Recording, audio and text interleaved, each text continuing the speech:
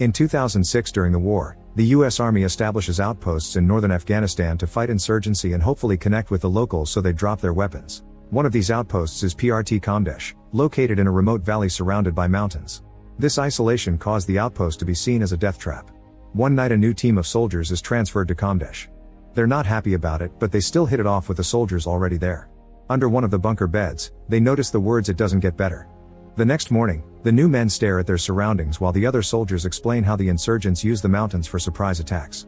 Suddenly they find a dog and Zahid gets ready to shoot it, but Skuza immediately stops him because he rescued the dog to keep it as a pet. At that moment insurgents open fire from the mountains. The soldiers immediately run for cover as they fire back, trying to avoid the explosions that start going off in the outpost.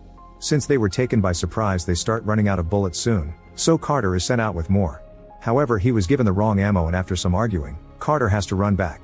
The soldiers keep on shooting and fire a mortar to destroy their target, quickly earning them a victory. Afterward Gallegos kicks down Younger and insults him for firing too close to his head.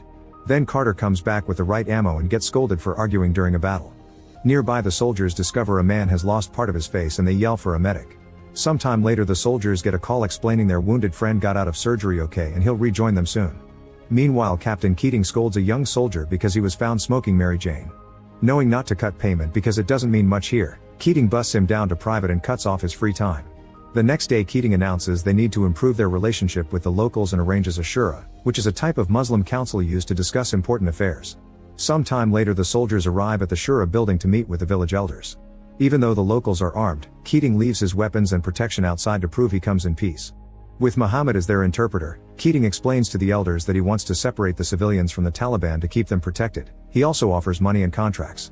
At that moment another soldier finishes a gunshot residue test that proves one of the guards was part of yesterday's attack.